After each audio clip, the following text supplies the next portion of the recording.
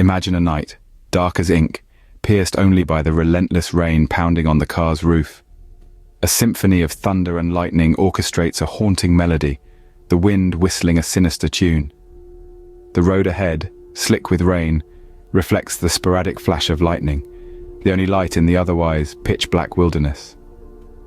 In this ominous setting, cocooned in the car's steel frame, are three sisters, each with a heart brimming with excitement, eager to surprise their mother, who has no inkling of their late-night adventure.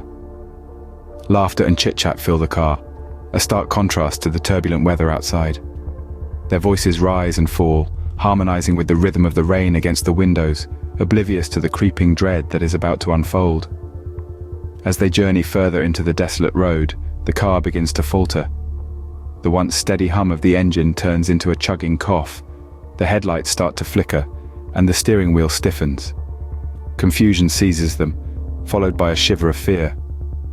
None of them knows the first thing about cars, and the sudden mechanical failure feels like a cruel joke played by the universe. The car grinds to a halt, its life drained out, leaving the sisters stranded in the middle of nowhere. The rain outside becomes the only sound, drumming a relentless beat against the car, each drop a reminder of their isolation.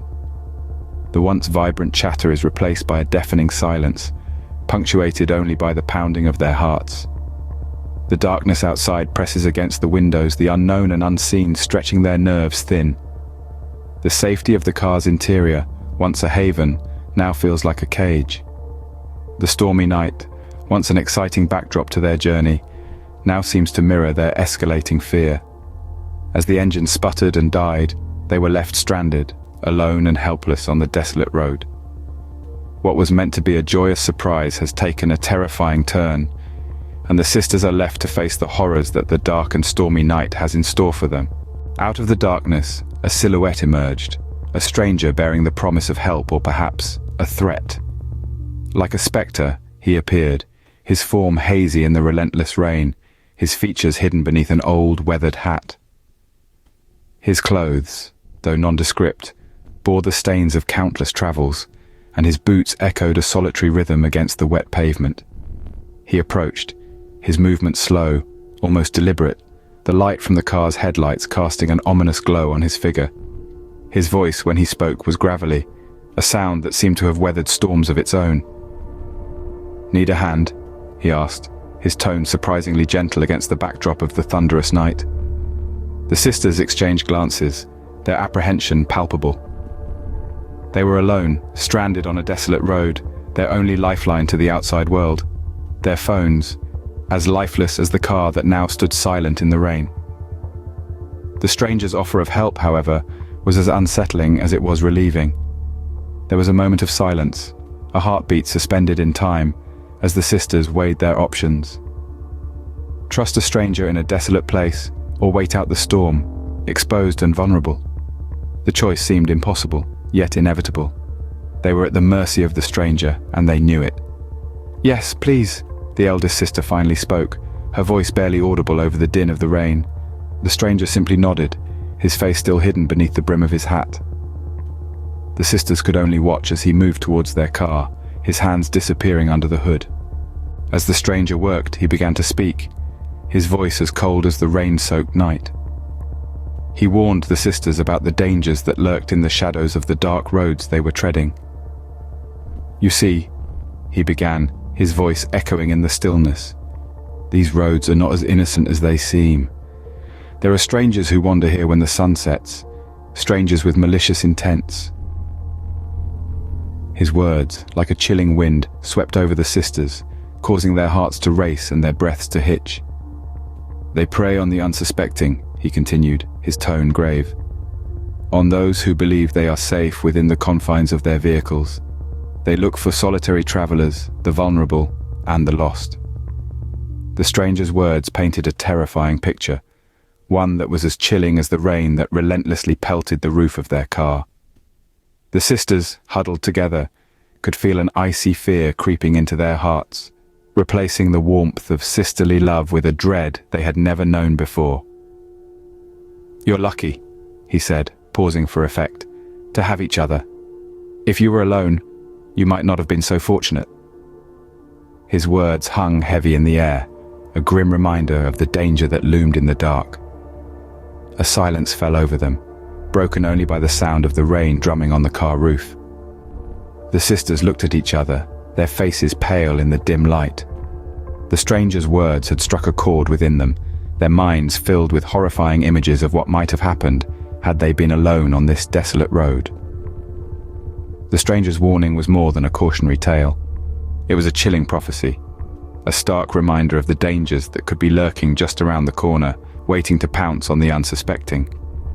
His words hung in the air, a grim prophecy that sent shivers down their spines. With a final warning, the stranger straightened up, his task completed.